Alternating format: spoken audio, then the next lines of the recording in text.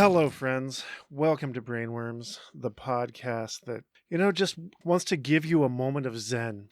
Imagine yourself in a quiet room, lavender wafting in the breeze. You're lying down on a comfortable mattress. Whatever works for you. Maybe it's firm, maybe it's soft, just whatever works for you. The fuck's wrong with you? And the four of us are all gathered around you, just staring down. No, don't do that to people. As we read a nice, relaxing bedtime story. Don't do that to people. Very nice.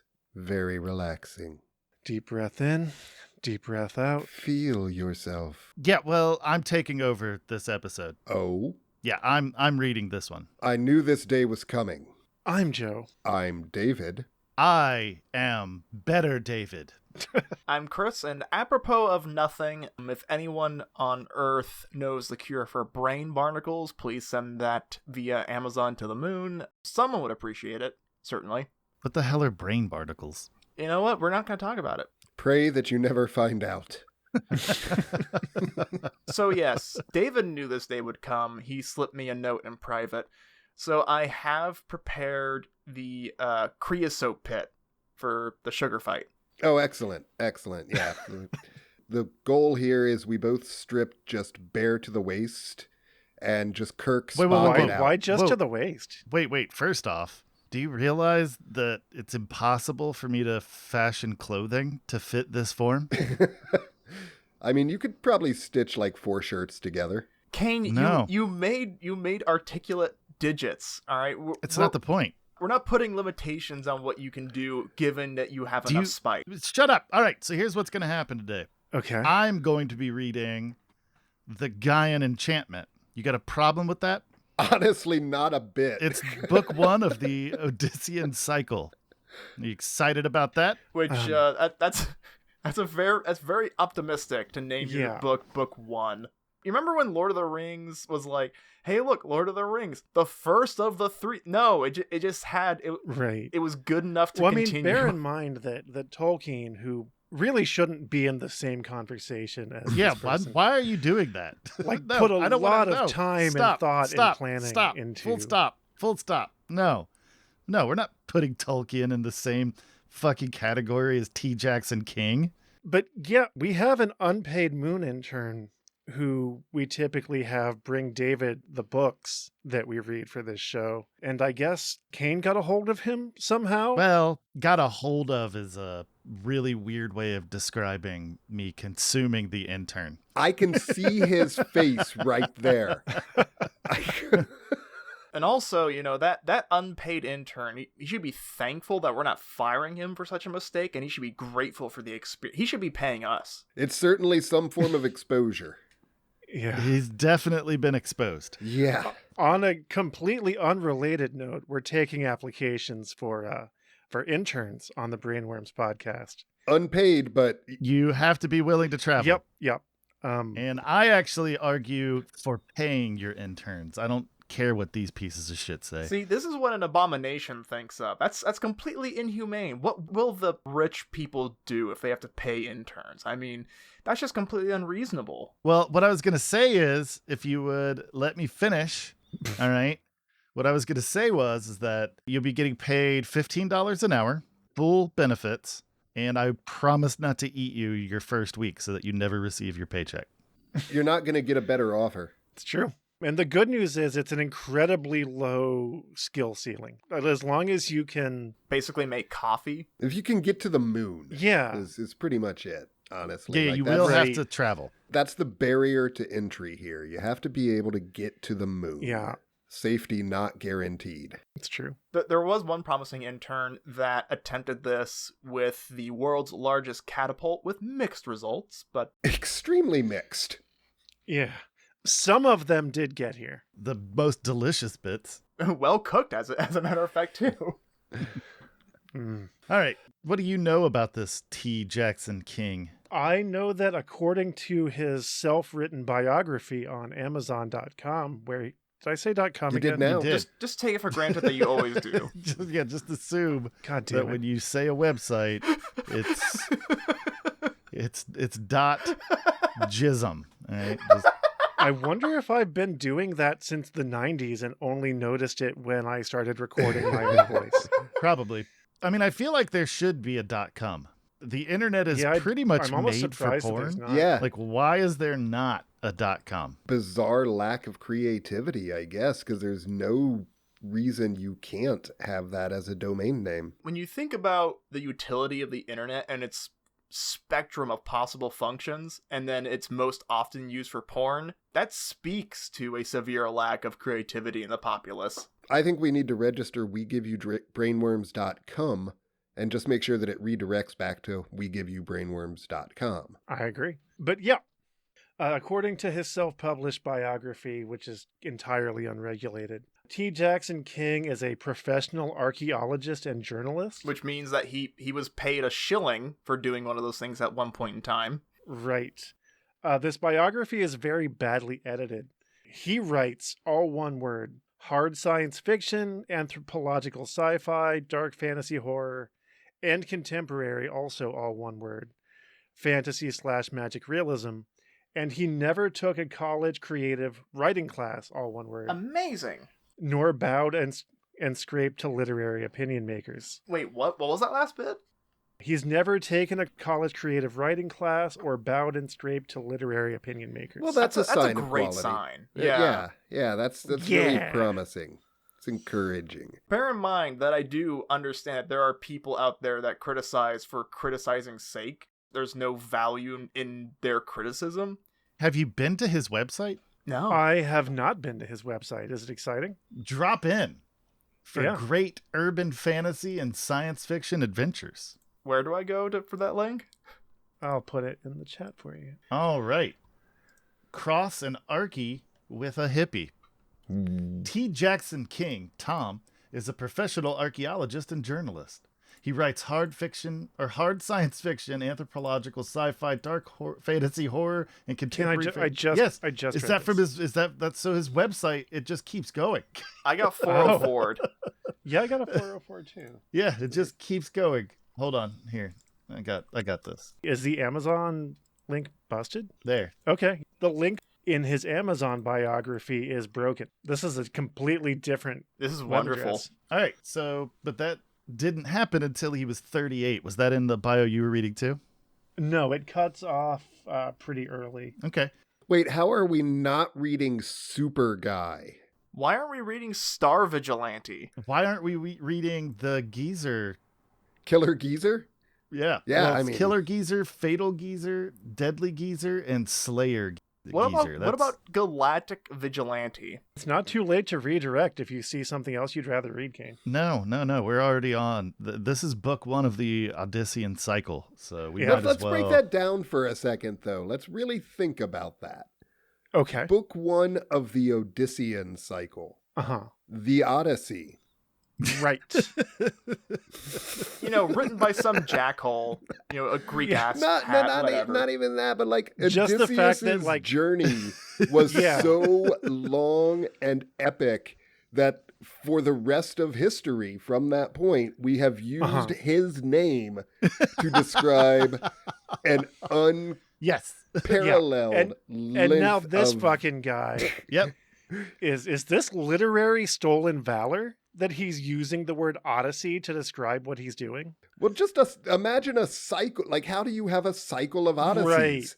Because by definition, an Odyssey ends. So, also, real quick, there is one entry, Poems of the Land by T. Jackson King. Yeah. We gotta check out some of those poems. All right. So, Yeah. real quick. I am interested in his poetry. I feel like that could be a lot of fun. I want to read his bio in its entirety. Okay. Hit it. And then we'll move on. Is there anything else you need to do to intro us in, Joe? Because I don't want you interrupting me. Before you do that, let me remind everyone about wegiveyoubrainworms.com where God damn it. where you can support us with your Patreon money. We're member supported, much like public television, relying on viewers like you, I guess listeners, because it's audio. And you can find all the things we do, including our Discord server, which is, it's there. We're in it. Joe, don't discriminate against the viewers that can lip read, okay? They look at the waveforms. That's how sign language works. Shh. That's not how any of this works, That's Chris. not. It's- That's not how it works. Shh. But yeah, go ahead and read that bio. Let's see what that's about.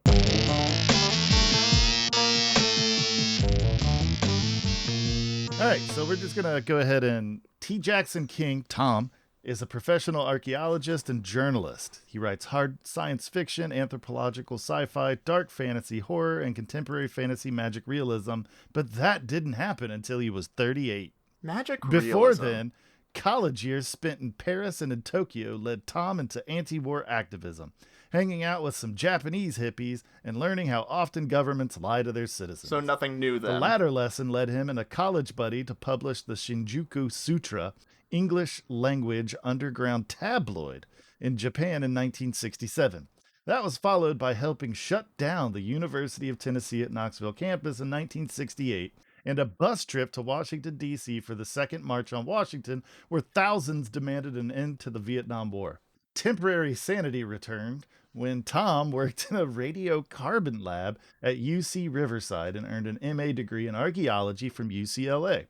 His interests in ancient history, ancient cultures, and journalism got him several government agency jobs that paid the bills, led him to roam the raw landscape of the western United States, and helped him and his wife Leslie raise 3 kids. So when you take all the floweriness out of all that, it's basically just, I'm a guy that does things. A funny thing happened on the way to normality. By the time he was 38 and doing federal archae work in Colorado, I hate that. Yeah, I don't like it archae either. work. He kind of looks like someone that David would hang out with. I was just thinking that his bio so far sounds like someone I would hang out with. Mhm. Tom's first novel, Star Traders, was a stage play in his head that wouldn't go away. So he wrote it down. It got rejected. His next novel was published as Retread Shop, Warner Books, 1988. It was off to the writing races, and Tom's many voyages of imaginative discovery have led to 24 published novels, a book of poetry, and a conviction that when humans reach the stars, we will find them crowded with space-going aliens. We will be the new kids on the block. Oh. He actually Why capitalized New Kids on the Block. So, like, isn't that a band or something? Yes, this So theme so appears when in we much reach of the Tom's short stars, fiction we will and become the novel band. writing. Yeah, we'll be Joey and Justin and all Tom those other lives guys. in Santa Fe, New Mexico, USA, and hangs with a group of smart and tolerant Westerners. Divorce has taught him to smile a lot and to work at being a nice guy. Still, he is pretty weird.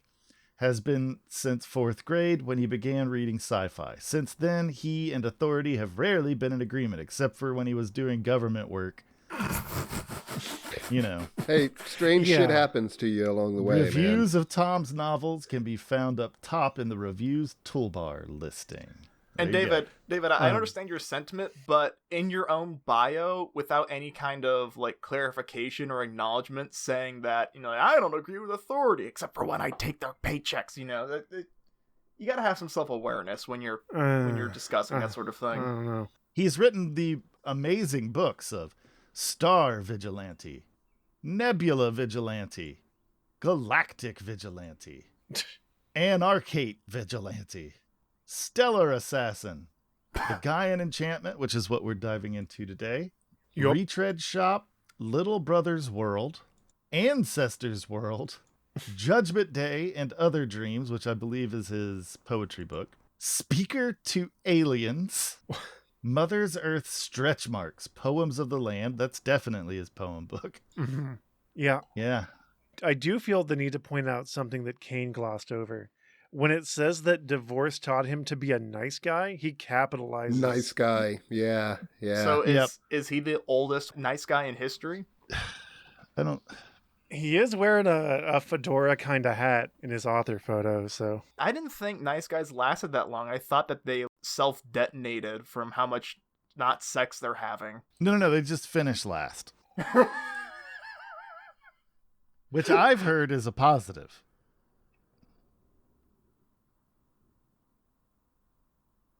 No one? All right, fine. Fuck you guys. I thought it was good enough to stand by itself. They can only do that for so long.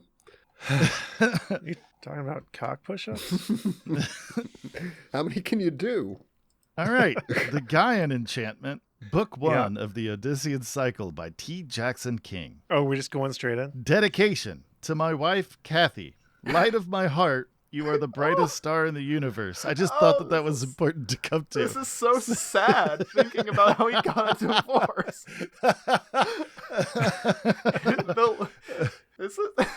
The light of his universe is gone. The universe is very dark now for T. Jackson King. The light of his heart and the brightest star in the universe sent him papers. That's where we... So here's the big question on my mind. Did he divorce her or did she divorce him? It's hard to say. We don't have that information. Yeah, we can't even speculate. There is literally no way of knowing. Prior publication, Chapter 8 as The Totem in Judgment Day and Other Dreams. So that's not a poetry book. That's a bunch of short stories. Yeah. No, it's like excerpts and short stories. And the cover art and all of the maps are by T. Jackson King. The cover art is something to have a conversation about. Is it? I feel like the maps should be like at least fine because he's an archaeologist. It's just the earth on top of a photo of autumn leaves on the ground. Uh-huh. Which makes no sense because that is a place on Earth. Sure. Yeah, so what do we need to dissect here, Joe? It's, just the fact that he decided that was good cover art. Just superimposing the earth over a stock photo of the earth, autumn actually. woods, which are on the earth. But I'm just concerned about the aesthetics at this point. He made Earth a place You can on see Earth. the JPEG artifacting around the earth where it was superimposed over the stock photo of autumn woods. And I think that's a lazy move for what's meant to be a finished literary publication. No, Joe, see, you're focusing on the wrong things. The value comes from the content. That's just you're judging a book by its cover, Joe. Just find a PNG with a transparent background. It's not that hard. All right, note. Gaia, noun, 1. In Greek mythology, the earth personified as a goddess. She was born of chaos as the mother and mate of Uranus, the sky god, and the mother of the Titans, the Cyclopses, and the Hecatonocheires. I believe it's Hecatoncheires. All right, that works. Don't interrupt me again, David, or I'll rip your throat out. I'm just correcting you is all. Yeah, that's what I'm talking about. We're going to need to do something with Kaine after this episode. What do you mean? Don't worry about it. Keep reading. Yeah, just read. Don't pay any attention to me. I won't be doing anything over here. Why are you so close to... Shh. Just worry about the Hecatoncheires, man, the 100-handed worker giants. Her later children were the giants and the Furies, along with Typhon.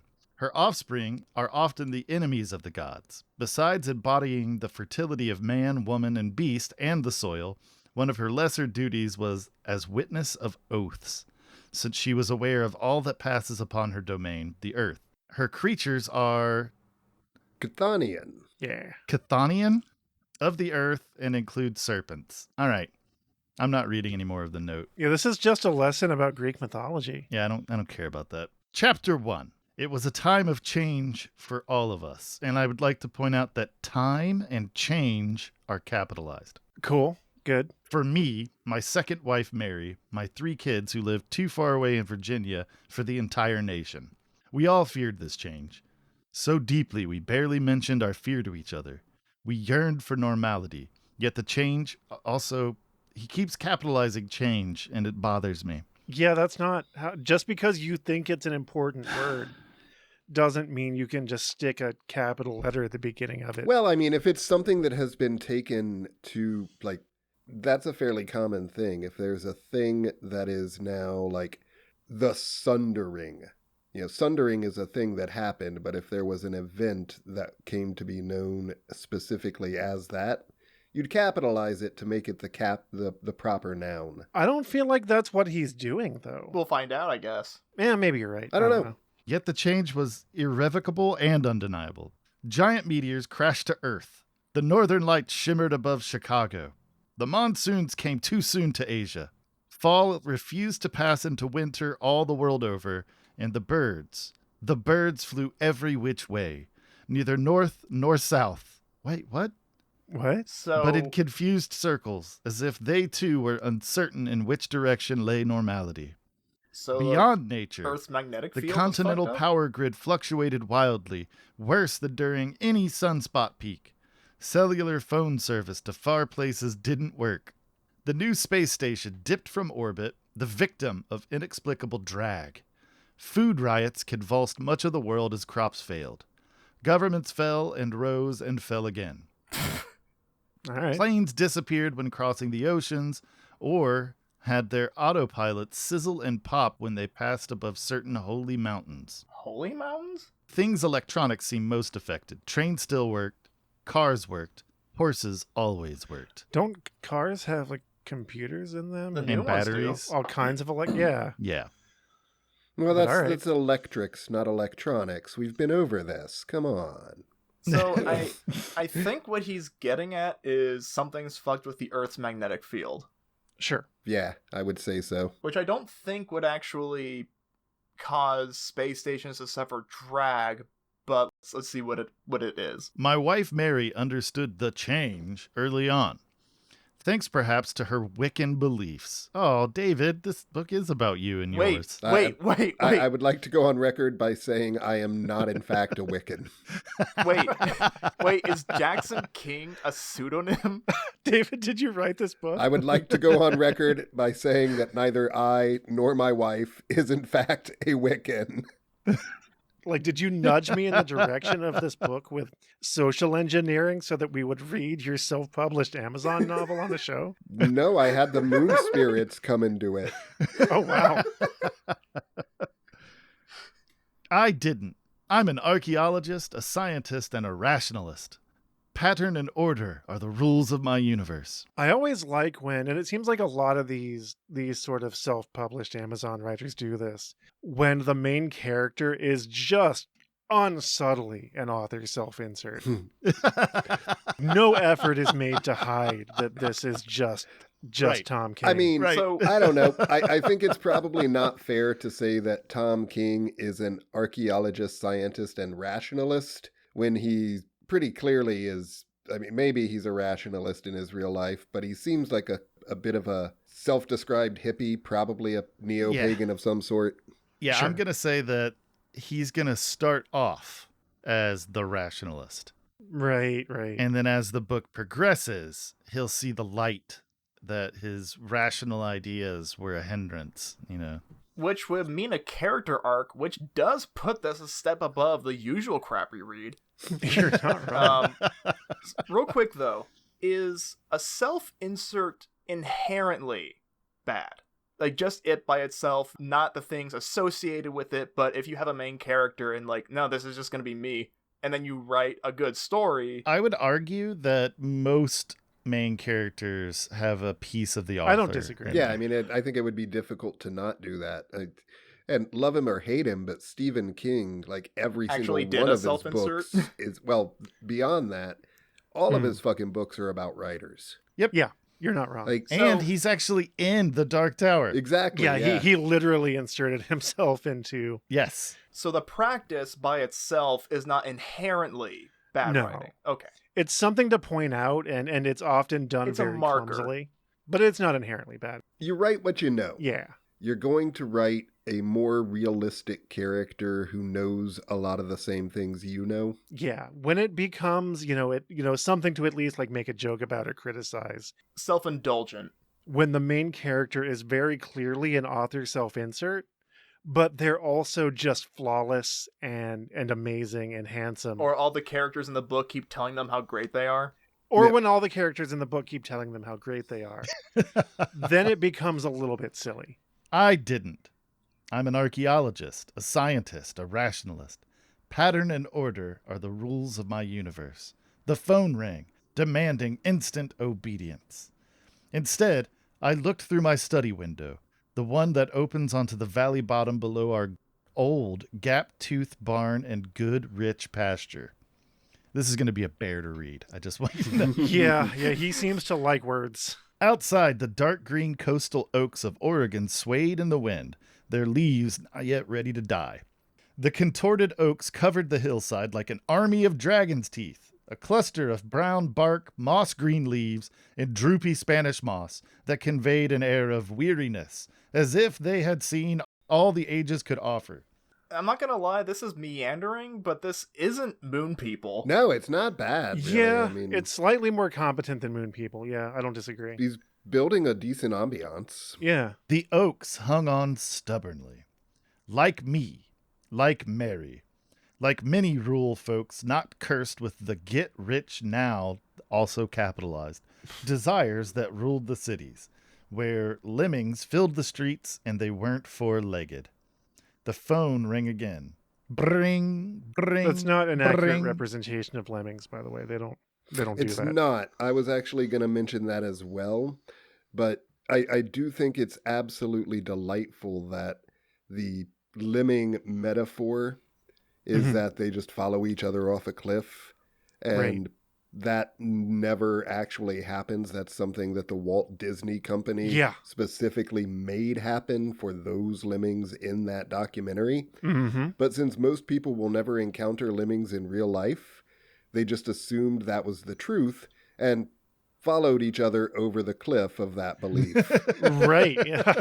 Also, I did think, though, that they aren't four-legged. I thought that was a nice punctuation to that metaphor. Yeah. You know, there was a video game, a PC game years ago called Lemmings. Yeah. And that game was so fun. Yeah, it was fun as hell. It was on the Super Nintendo as well, and it was very good. Bring, bring, bring.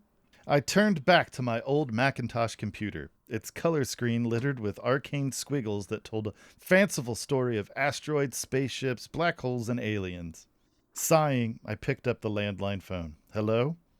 Tom? A questioning voice echoed over a squealing, squawking, hollow-sounding transcontinental phone line, calling my name. The voice belonged to Doreen, my ex-wife, mother and custodian of my 3 children. They all lived in Reston, Virginia, within spitting distance of the D.C. Beltway. Hello, Doreen, I said calmly. I've been trying to make my weekly call for 3 days now, but couldn't get through. May I talk to the kids? Silence. The line squealed into the upper harmonic registers. Doreen's answering voice sounded far, far away, as if she was in another dimension. Yeah, sure. I'll call them in a minute, but we need to talk first. Damn, what now? More money? A new judge saying my last child support check hadn't cleared the bank and be sure to send 10% penalties? More whining about how everything cost too much and the doctors wanted their money up front? Tom, are you okay? Hold on. What about? Tom, she paused, her uncertain tone more like that of a woman I'd known during 15 years of marriage, not the stranger she'd become after our divorce. I'm worried. Things aren't right out here. The newspapers don't say anything about it, but my sister Jane, remember, she works as a programmer at the Defense Intelligence Agency. Exposition. Jane says the Army is planning something. Maybe martial law in the Virginia, Maryland area. Jane says she's done with Sergio. Jane says. Her voice ran down, gasping for breath, sounding scared. Maybe she had a reason to be scared. Scared of more than just the change. I guess that's how I'm going to read that. Yeah. Doreen, stuff is screwy all over the country, but everything's still running. The trains, the trucks. Thank God for the 18-wheelers and their loads of food and fuel trucked coast to coast. Radio, most TV, landline telephones like this one. Anything that doesn't depend on satellites. Maybe it's just someone jiving about some civil defense backup plan. You idiot! The scream rose higher than the static on the line. You fucker! Do you think I'd call and ask for your help now, if this was just TV news bullshit? This is when she sounds like when she is the woman he married, not the stranger she's become. I swallowed, mouth suddenly dry. She sounded on edge. You think? You fucking think? Worry for the welfare of 3 young kids stuck with an overwrought mother brought control to my voice. You're right. I'm an idiot. What help do you want? A pause intervened. Very funny. It stretched on and on as the microwave signal that carried our voices over the mountains, plains, and lakes of a continent flittered back and forth at the speed of an electron with a bee in its bonnet. It's kind of a This is... Way to put that, I guess. Had the line failed, I want you to come out here to get me and the kids. I think it'll be safer in the West. Fewer people, fewer crazy people. I fucking doubt that. Yeah. Woo! Yeah. Oregon has lots of fucking crazy people. I'm pretty sure the West Coast is almost primarily crazy people. No offense to anyone out there. Mm. Because don't come and find me. You'll never find me on the moon. She was right about that. In the East, the courts had gone crazy, declaring the civil rights of criminals more important than those of the victims. Oh, God. Oh, man. A private handgun possession east of the Mississippi had been outlawed. Meanwhile, the drug lords now controlled large sections of most towns. Uzis ruled the night. Uzi 9mm. Uzis ruled the night, and money bought influence. I'd pleaded long and hard over the last few years for her and the kids to come out west. Going out west where the wind blows tall. Nice. So we're just going to unapologetically nosedive. Like it wasn't good, but it wasn't bad, and now like the floor is just taken out. I mean, just based on these first, probably less than a page, I don't feel like we're that deep into the book. It seems like, and again, I don't want to assume too much, that Tom King is working some stuff out Yeah. in this novel. Yeah. He's got some feelings about a lot of things.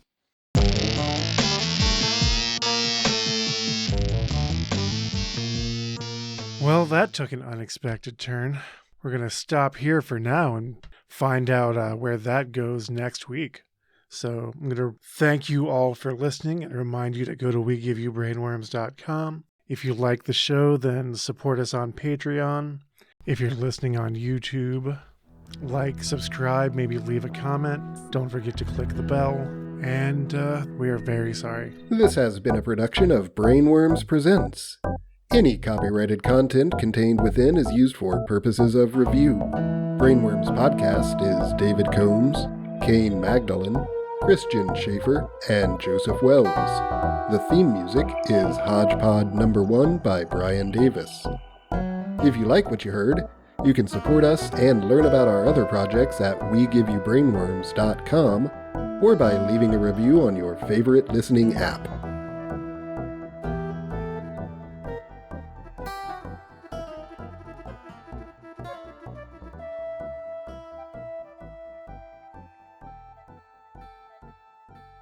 Don't interrupt me again, David, or I'll rip your throat out.